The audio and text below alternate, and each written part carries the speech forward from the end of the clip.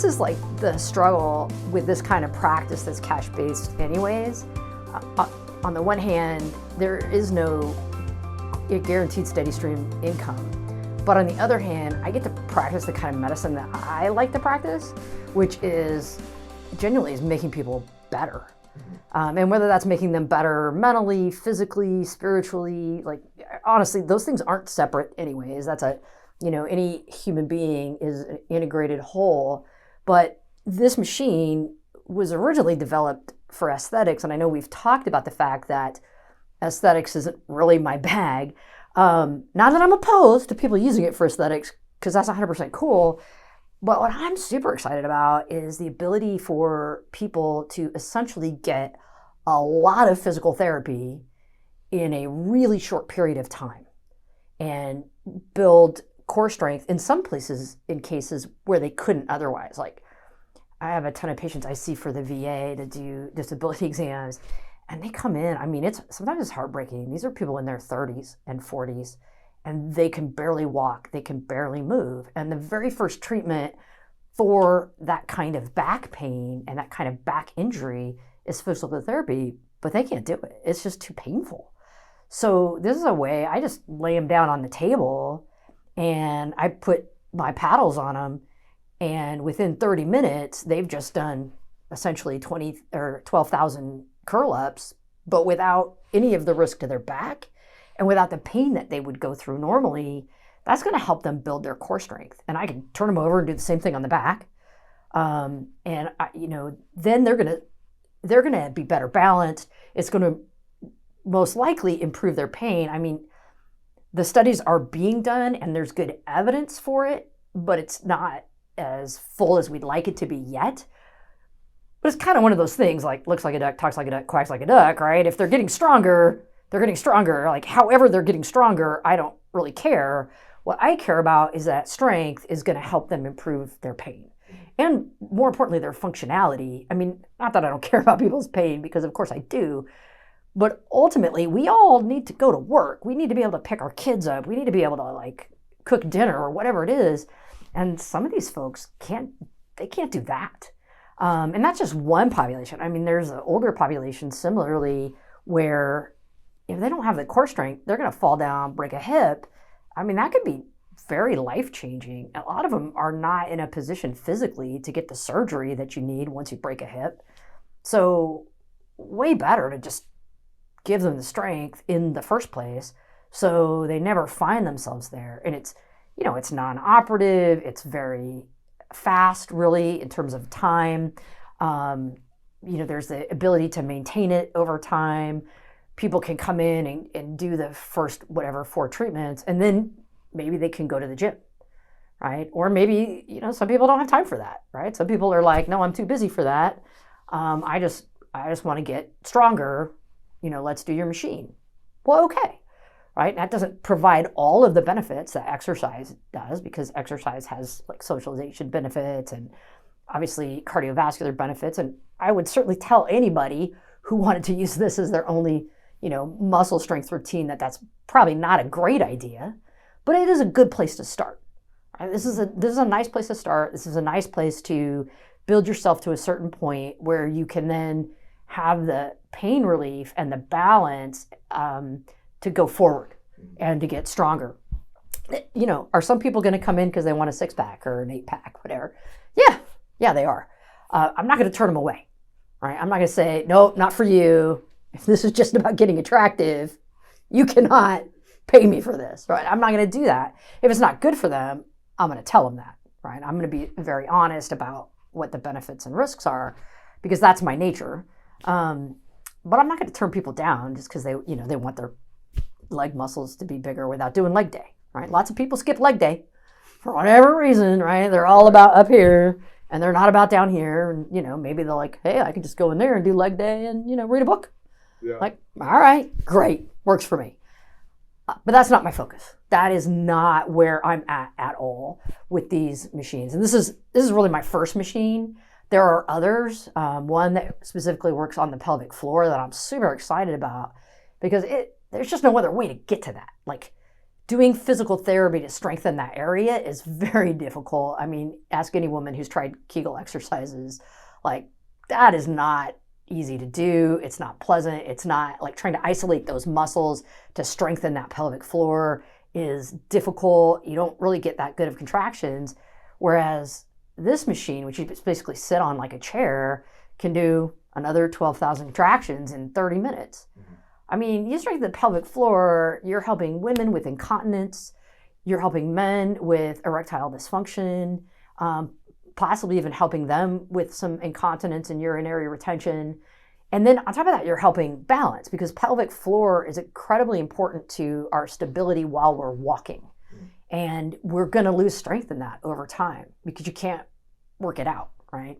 Unless you're just an avid, 12 mile an hour, a 12 mile a day walker. I don't know anybody who walks 12 miles an hour, but you're a 12 mile a day walker, you're going to lose that over time. And this is a way for people to regain it quickly, and be able to then go out and do the activities they want to do to make them stronger. Like, golfing.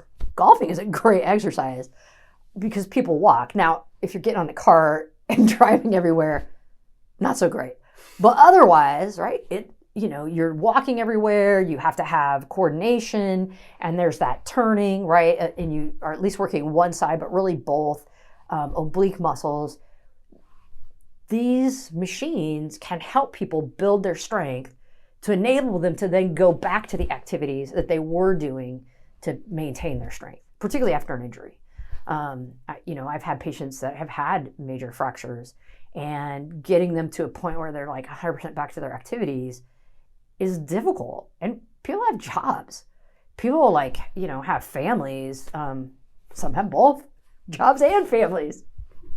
I think most people have both jobs and families. Yeah. Or, you got to go on a date, whatever. They don't necessarily have the time it takes to get into physical therapy. And a lot of times physical therapy is like Monday through Friday. You're going to go 3 days a week. I mean, I don't have time for that. Mm-hmm. And this is an opportunity to at least build specific muscle groups. This machine isn't going to get to every muscle group, but I can do certain ones. I can do the arms here and here, here and here. I can do the legs, pretty much, calves.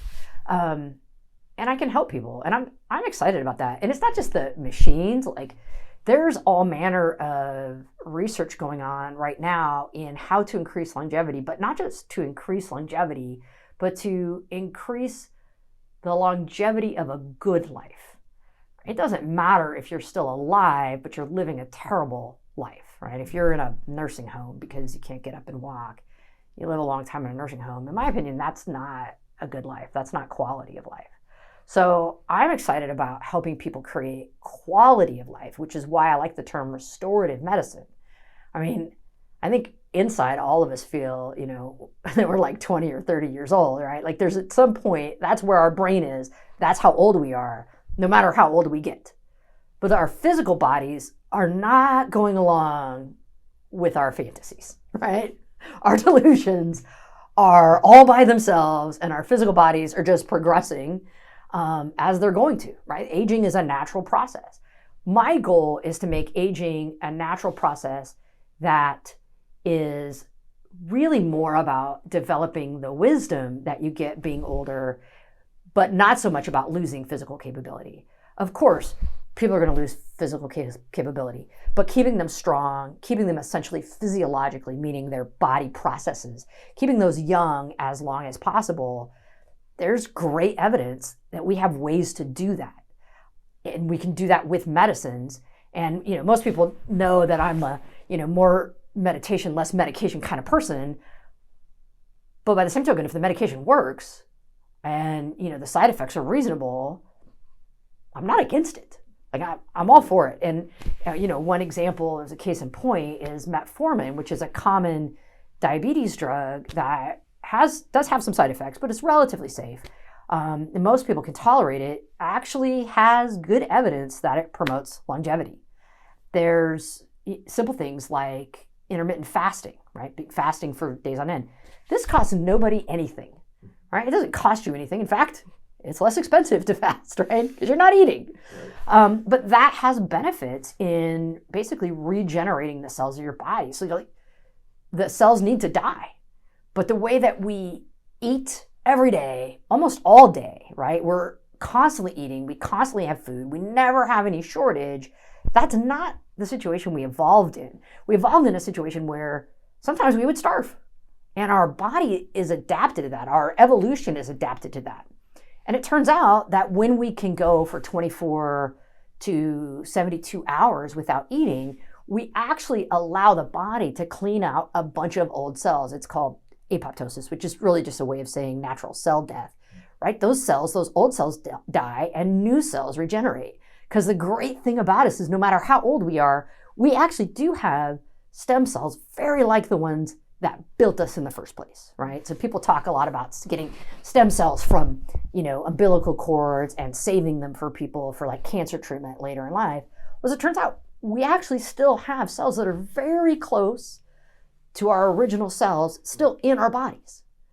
And those cells, they're called I'm going to say this, it's pluripotent, meaning they can make any other kind of cell, right? So there's blood stem cells, which can make any type of blood cell. There's muscle stem cells that can make any type of muscle, right? But there are actually a few cells, relatively speaking, for all the rest of our cells floating around in our bodies today that pluripotent. They're actually called pluripotent cells, but there's a few of them floating around in our bodies today, these pluripotent cells that can make anything that we can actually use to make more cells, and that our own natural processes can use to replenish cells.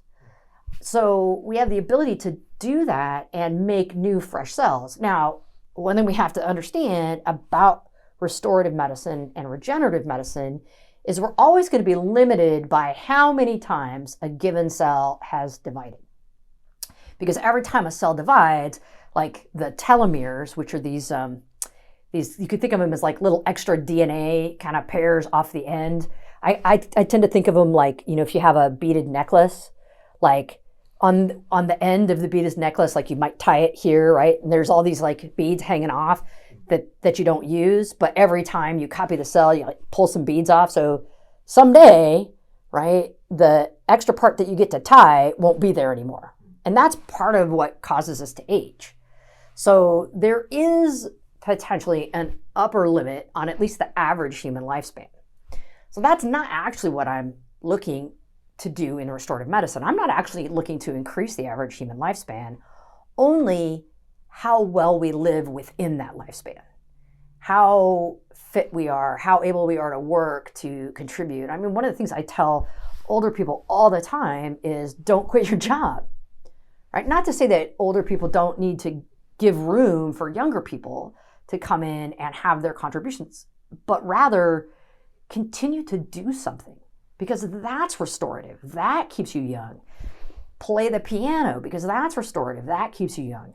So for me, it's not just about the machine. It's not just about the medications. It's not just about the exercise. It's about a whole compilation of things that I can work with people to do the restorative medicine process.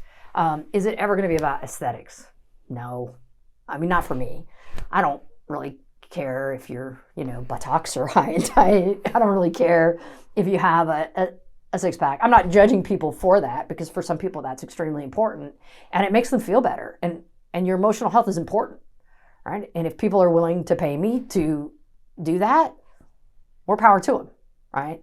I'm not against it, but I really feel like the potential for all of these things that have been used for aesthetics to actually be used for foundational, fundamental changes in people's well-being is huge.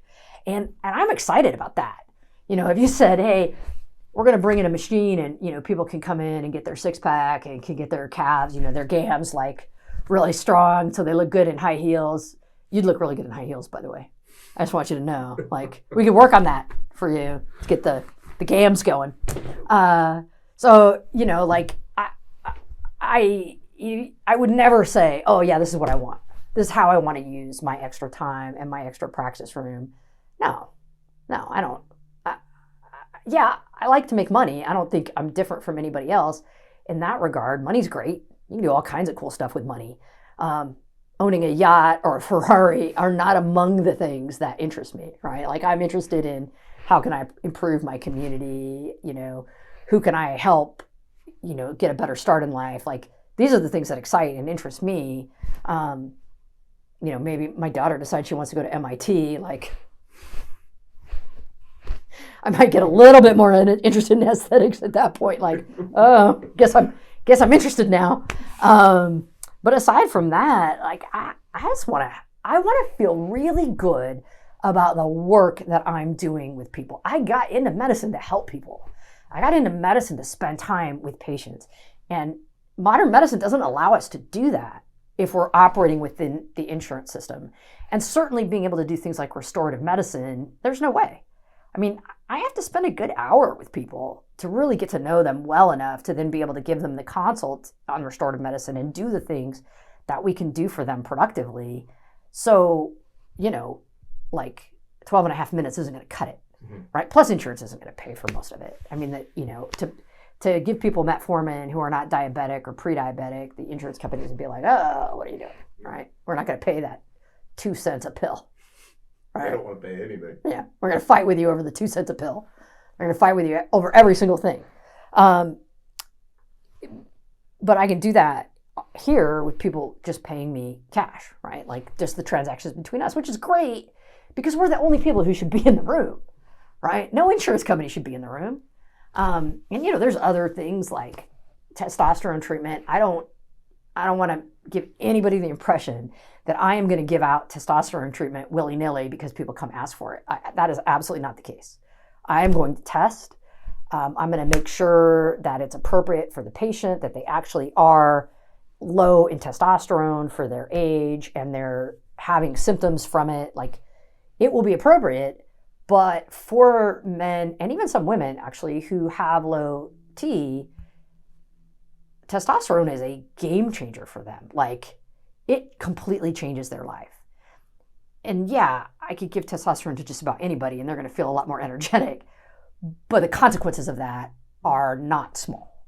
So really thinking about, both those things and not abusing things that are helpful, right? So some things are helpful to some people, but you take more of them, right? That's not helpful. It's like, treating people for ADHD, right? A little bit of Adderall is okay. A lot of methamphetamine is not, right? Like, totally. Right? There's consequences. Yeah. And I think that's really why I want to get into this, because I want to establish this as a type of medicine with a type of doctor that can be trusted to act in people's best interests. And that's my goal. I don't do it because I want to make money, right? I have to support myself. I have to make a living. I wouldn't do it for free because I'm not crazy, but I just derive so much joy out of watching people improve their lives, even sometimes in just small increments.